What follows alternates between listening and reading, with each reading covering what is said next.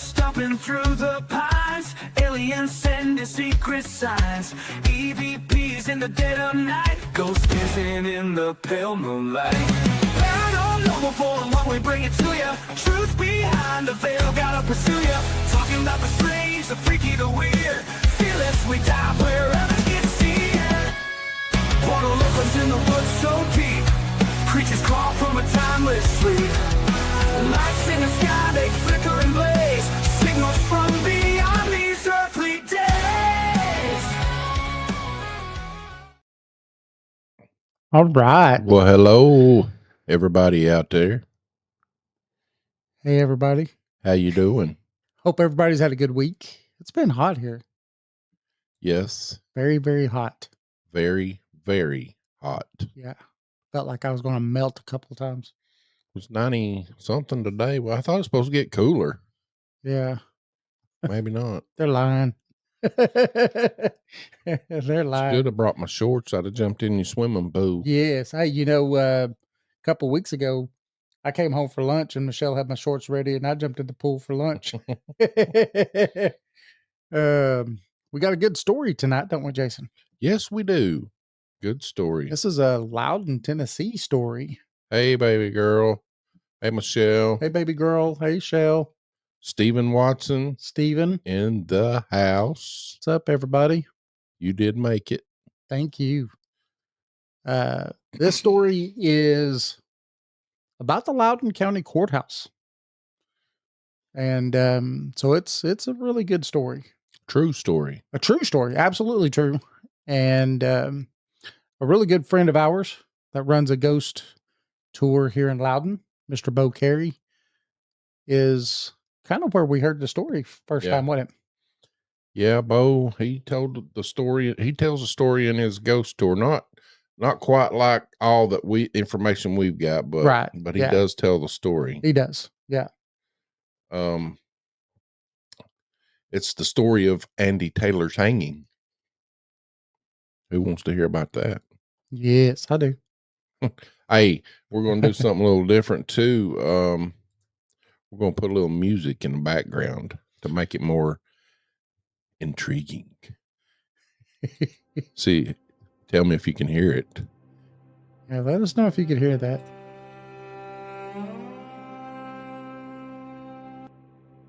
Hello.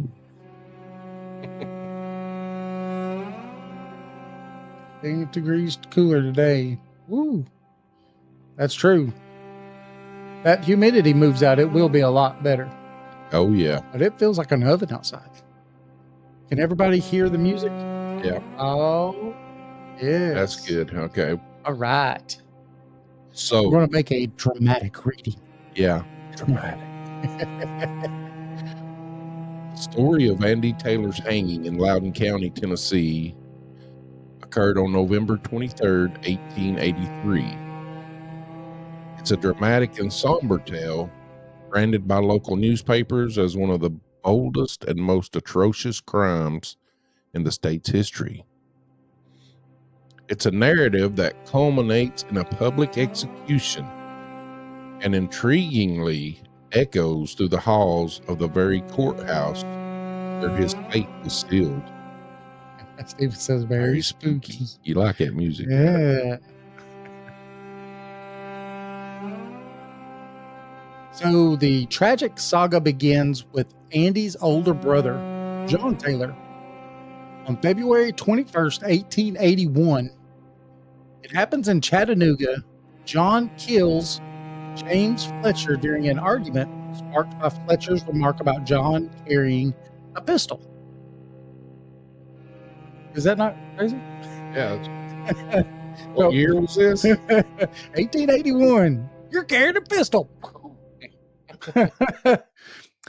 So after the shooting, John fled down the Tennessee River, hiding in the mountains until he was eventually captured in Loudon County after a posse besieged him.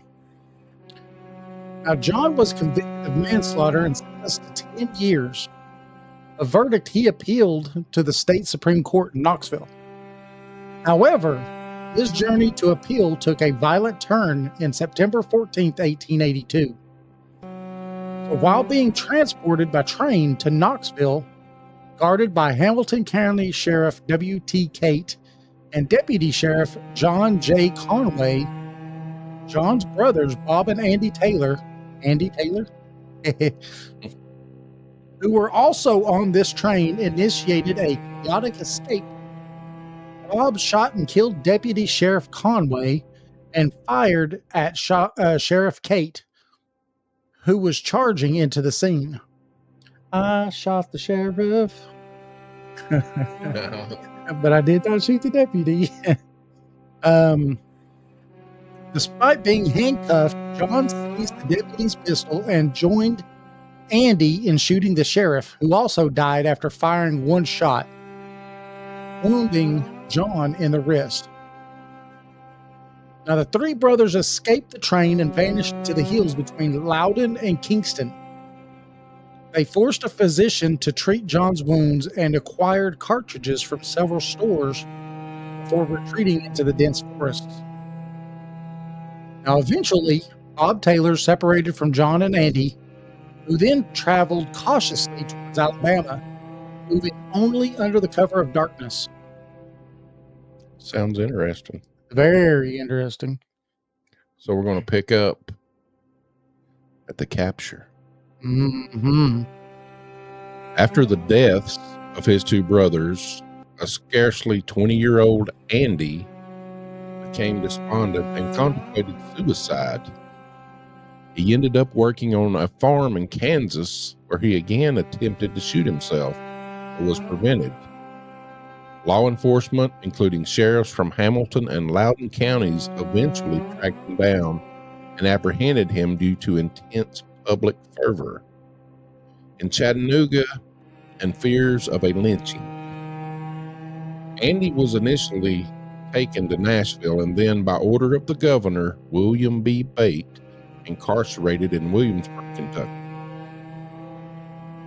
So in June 1883, Andy Taylor was transferred to Loudon to face trial for the murders of Sheriff Cate and Deputy Conway. Selecting a jury proved to be a arduous task. Is that right? Arduous Task, requiring the summoning of 1,000 talesmen before a complete jury could be formed. His court-appointed attorney argued that Andy was a minor at the time of the crime and had been coerced into the deeds by his elder brother, Bob. But despite their defense, after a week-long trial and 2 hours of deliberation, the jury returned the verdict of murder in the first degree.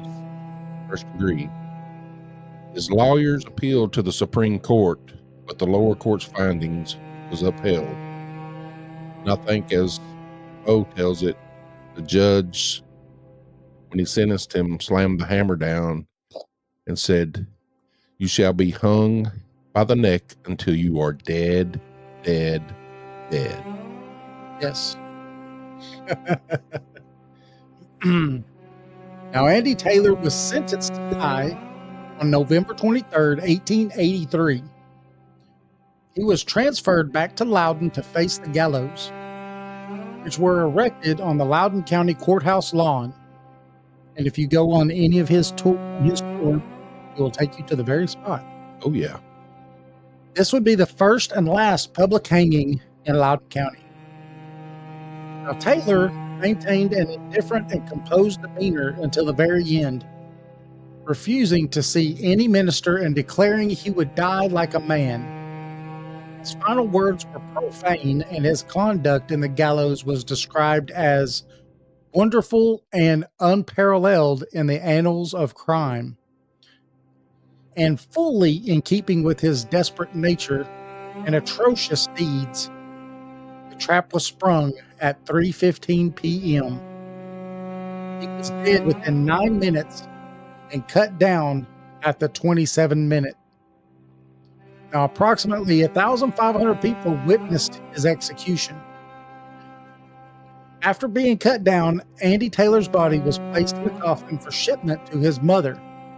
The New York Times called the event a terrible tragedy, bringing a dramatic and violent saga involving the Taylor brothers to a grim conclusion. Now, the story of Andy Taylor's hanging is a stark testament to the justice system and the public's fascination with crime and punishment in the 19th century America. Yeah, this was Loudon's first public and last public hanging Yes. ever. Yes. Yep. They said 9 minutes was way too long. Yeah, 9 minutes was brutal. Yeah. And I'd say it would be, and we're going to get into some of that later on in here Yes. when we talk about Some maybe of his the- final words. His final words, what that meant for the future, Yeah. and some of the ghostly stuff that's happened to the Yeah. Loudon County Courthouse since. So the courthouse is a structure that bore witness to this profound human drama, from legal proceedings to the stark brutality of an execution. It has inevitably become intertwined with stories of lingering presences. So, like we said earlier, local historian and ghost tour guide Bo Carey often includes the courthouse as a significant stop, hinting at spirits that return time and time again to keep in touch with their past. And I would encourage everybody this fall, this October, he should be start doing them. He's already done a few already. Has he? Yeah. Go on Bo Carey History Tours. Yep. I think it's .com. Yep. And sign up and go on one of his tours. He does a cemetery tour and a history tour and a haunted Loudon tour. Yep. Now, for those who have spent long hours within the courthouse's old walls, particularly after the last light of day fades, so these hints become something more. There was a night cleaner who worked at the courthouse for years before the fire that happened in 2019. And they frequently spoke of a distinct, acrid scent of gunpowder that would occasionally permeate the air, especially near the front entrance. It was a heavy metallic tang that would linger for minutes, even hours, with no logical source. And they also described a profound sense of unease that would settle over the old courtrooms after midnight. A heavy, watchful silence, as if unseen eyes were still scrutinizing every moment and whispered secret. More than once, they swore they heard faint, disembodied murmurs like hushed arguments or desperate pleas emanating from empty corridors. And then there was the rhythmic creep of a heavy rope straining, a chilling reminder of the gallows that once stood on the lawn. One former clerk, he was initially a skeptic, reported seeing a fleeing, youthful shadow dart across the upper windows at dusk, always just at the periphery of his vision. It was never distinct or a ripple in the light, but it was consistently there. Shells on Rumble. Quick and gone. Rumble. He began to wonder if it was the restless spirit of young Andy, perhaps still trying to outrun his past, forever trapped in a desperate flight with the confines of the building that oversaw his end. He also noted strange electrical quirks, lights flickering erratically even after new wiring was installed. The computers was freezing at odd moments. The faint phantom scent of wood smoke when there wasn't a fire.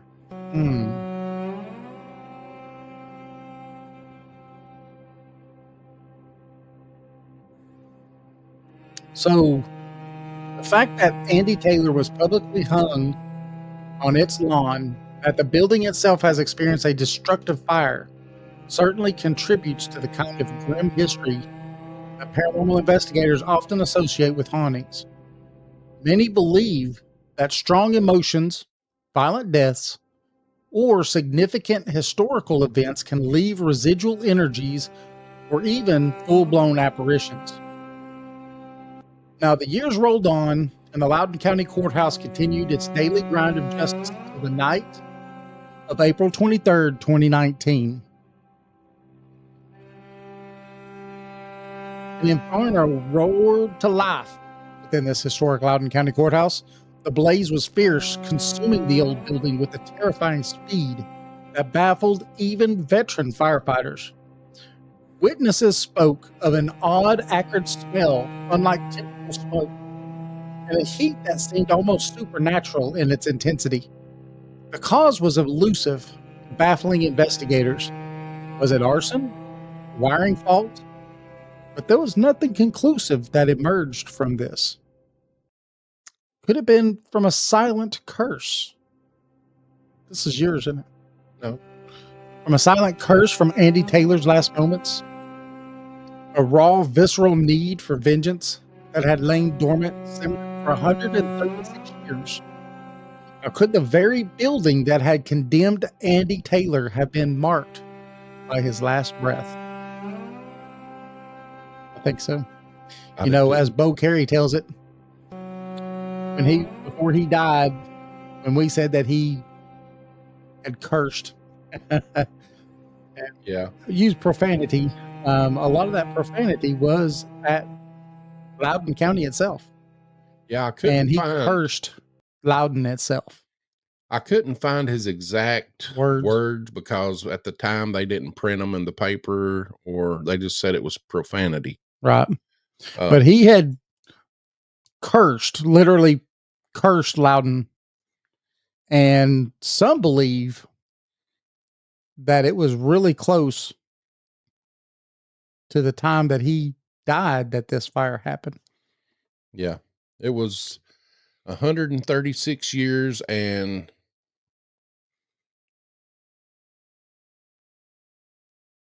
7 months to the day.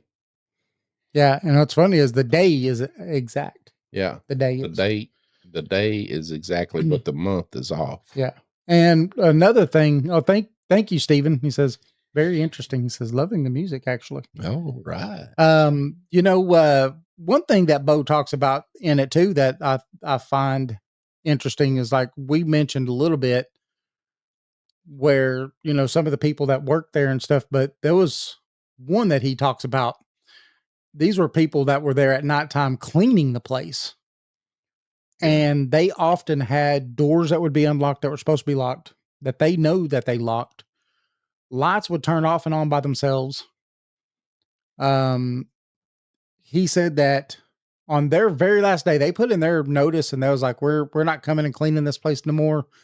You want to find somebody else? They did like a 2-week notice with them.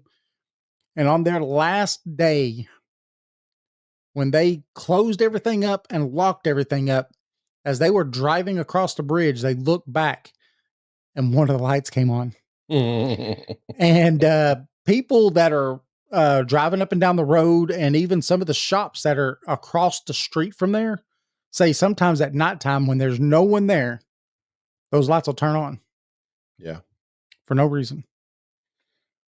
I would love to be able to get in there and do some investigations. Yeah, that would be good.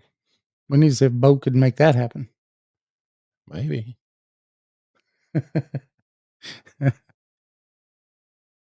Hey, Paul. Hey, Paul. How you doing, buddy? Oh, man. You just missed a good story. Yep. We just finished. Yeah, we got a little short show. Just little short tonight. I mean, we're not even... we didn't even make 30-minute mark, Jason. No.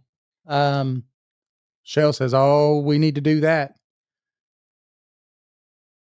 Oh no, they've stopped working on it. They're open. It's fully open now. It's open now. It's open. It's back to good. Being open. Oh, we're doing pretty good, Paul. Yeah. That's Paranormal Paul from Paranormal Among Us. Yeah, Paranormal Among Us. Yeah. Paul Anthony. Yep. If you like, was on his show great podcast. Just last Saturday. Yeah, he does a show at same time we do. Yep. 8 p.m. at 7 p.m. his time, but 8 p.m. our time. It's called Paranormal Among Us. Yeah, definitely check him out. But yeah, this oh, thank you, Paul. We actually did something a little bit different with some music this time. Tell us what you think about it. Yeah, we added a little spook music. Um, So, but we're talking about a. Oh, you're welcome, Paul.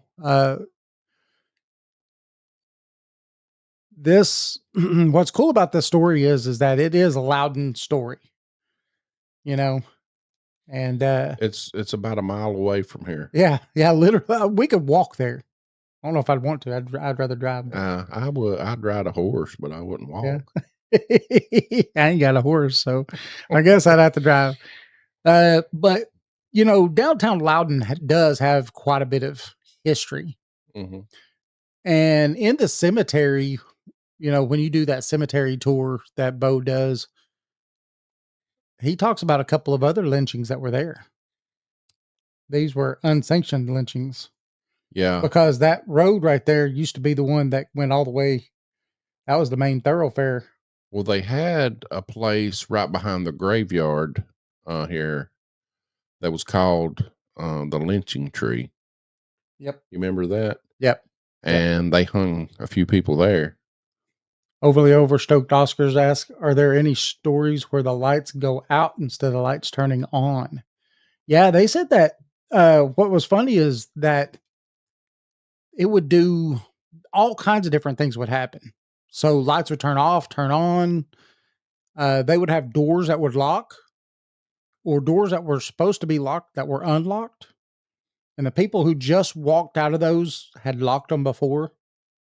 There's tons of stories inside the old courthouse here in Loudon. Yeah, I think I remember a story where they were looking for some piece of paper, a document. Couldn't find it anywhere. Um, and they opened like a door that, usually isn't open and nothing in there. And it was laying there in the floor. Huh, that's crazy. Uh, it says that would be freaky. Yeah, I'll tell you that. I think it would be a very fun place to get to go and do a investigation. Yeah. We've done them. Paranormal Paul. I moved over to YouTube. Awesome. All right. Woo! Get those YouTube watch hours up. So he was hung in um November the 23rd, 1883. And the courthouse caught on fire April 23rd. April 23rd, 2019. Yeah, 136 years and 7 months ago. that's crazy, right? It is. It took them until this year to open it up. It was like spring of this year before they actually opened it. Yes, Estes method would be fantastic. I would actually like to go wherever the fire started Hmm. and do an Estes method there. Yeah, they say they don't really know how it started upstairs or in the bell Upstairs. tower. Yeah, somewhere upstairs. That's kind of all they really know. They couldn't really. No, I do not know. Nothing showed his birthday. Mm-mm. Um, Let's see. the God's helmet would be cool there. Yeah. Oh, that would be cool. I'd Michelle, like to try that God's helmet thing. Michelle loved the music. Oh, thank you. She said macabre ambience. Roll. Let's see. Let's see if we could see if it'll tell us anything. Oh, my phone's probably quicker. So it took them quite a while. I think they've spent $11 million rebuilding that courthouse to its. What was that? Was his birthday? Is that what it was? Yeah. they spent $11 million. They didn't just fix it; they restored it to its original, condition, except for the upgrades. But $11 million worth of damage. It was a total loss. The only reason I guess they kept it's because of the historical value.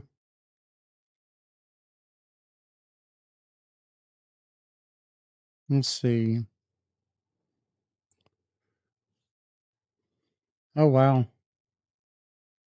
Yeah, there's not really much on Andy Taylor. Here's the New York Times. Yeah. Well, we know this is what we know. He died in November 24th of 1883 at 20 years old. Yeah, 20 years old. So he was born somewhere, we'll say in somewhere around 1863. Yeah. Ish. Here's a you could look it up too. It's pretty cool. It says blasphemy on the gallows, the hanging of Andy Taylor for a double crime in Tennessee. And you can see that's from the New York Times, yeah, the right? New York Times, yeah. Yeah, if you get a chance, look that up and read it. It's pretty awesome. Yeah. Yeah, overly overstoked Oscars. His counsel tried to, because he wasn't 20, he was 20 when he was hung. When he committed the crime, he was what, like I think he committed the crime. 16 or I think he was 17, maybe. 17. Yeah. And so they tried to say that he was a minor. I think in 1881. So if he was 20 in 83, yeah, I've been 2 years. He'd been 17. Yep. So, but the courts said, nah, you must hang till you're dead. Dead. And 9 minutes. Yeah, man, 9 minutes. Yeah. You know what causes that, don't you? That's a long time. What the far enough drop with a sudden stop. Right. To break the neck. I've seen some hangings, just people just pull the rope up and let them sit there and choke to death. Yep. That's pretty much what happened to him for him to die that long. Cause they say, I think, I watch enough of these crime and punishment shows with my wife, the wives kill their husbands in a million different ways. But they say to choke somebody. You're waiting on it, ain't you? Oh, it'll happen. She tells me all the time, but they say to choke somebody takes over 6 minutes. So, yeah. So that long, that would be an agonizing just hell. Yeah, it would. That'd be terrible. I wouldn't want to wish that on anybody, even if they're getting the death penalty. So, well, I hope you all enjoyed the show. It's 30 minutes. It's a pretty decent show. Pretty decent, little short one. I was told 5 minutes to choke somebody. 5. I know my wife tells me she's just going to hold me under till the bubbles stop. Hey, Michelle says tonight is the buck full moon. Everyone make your moon water, charge your crystals, and release what no longer serves you. Yes, absolutely. Thank you, Stephen. Thank you, Stephen. This Saturday. Thanks, overly overstoked Oscars. Thanks, Paranormal Paul. Yeah, thank you. Remember Paranormal Paul, Paranormal Among Us on YouTube. Baby girl says that just depends on how much pressure is applied to the throat. Overstoked also says good advice. Have a great night, Paranormal Paul. Thank you for stopping in and saying hi with us. Really appreciate you. I'm going to tell you this weekend on Saturday, we're going to have a guest, Artemis. He's an experiencer. He's going to be joining us to tell us his experiences. Yes. So stay tuned for that. It'll be a good show. And also this month. Oh man, everybody's got to remember. Oh, after Artemis, we got Greg Ogles Yes. coming on the show. Greg is with Relic Films, has done a couple of films on Sasquatch and Paranormal. We got his last film. That was amazing. It was. I would say anybody that likes a documentary and then likes Bigfoot and likes documentaries about Bigfoot, see, that one was really good. Yes. Some of the stuff that happened to them was amazing. The growling and stuff, man. Thank you, Shell. Thank you, Paranormal Paul. I mean, the movie is awesome. I would say 100% go get it. Where's that at? That's you can get it at relicfilms.com. Yeah. You might even be able to download it, but I bought the Jason bought the DVD or Blu-ray, and it's great. Yeah, I would say 10 out of 10. I recommend. So he's going to be on the show the 19th at 8 p.m. And the next event will be the Smoky Mountain Bigfoot Conference on the 26th. Yes. So we're going to have some fun at the Smoky Mountain Bigfoot Conference 2025. Oh, and everybody, we're going to have all of our ghost equipment charged and ready to go. Oh, yeah. Because the night after the Bigfoot Conference, Sunday night, we have got the ability and permission from the park to go back into Cades Cove, and we are going to do an all-night investigation in Cades Cove. So if our cell phones and stuff don't work there, then what we're going to do is we'll definitely record it, and Jason will do his fine job of putting it all together like he does. We can take Steven if he wants to go with us and show us around, because he knows pretty much all about that place. Yep, Steven wants to. Oh, thank you, Paranormal Paul, says he loves the music. Wow, wow, wow. Jason found it. It is good. So, David, you want to take us out? Yes. I want to thank everybody again, and we'll see you for our Saturday show. And remember, you can find us on Facebook, YouTube, X, and Rumble. Tune in live every Thursday from 7 to 8 p.m. Eastern. Also, Saturdays from 8 to 10 p.m. Eastern Time. Remember, Saturdays at 10 to 11, if you're in the Metro Atlanta area, you catch us on WDJY-FM. That's 99.1 FM. And for listeners outside of Atlanta, you go to WDJYFM.com, or you could go to our website and click on the link.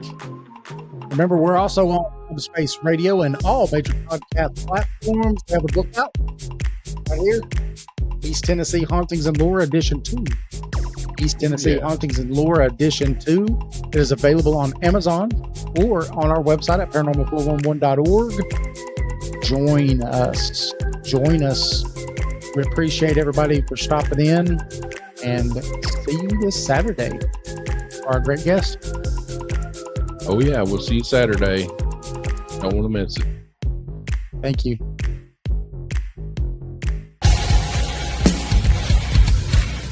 Have you ever wondered what lurks in the shadows? What secrets the night hides? What strange phenomena might be happening just beyond your perception? Join us as we journey into the world of the paranormal, exploring everything from ghosts and UFOs to cryptids and unexplained occurrences.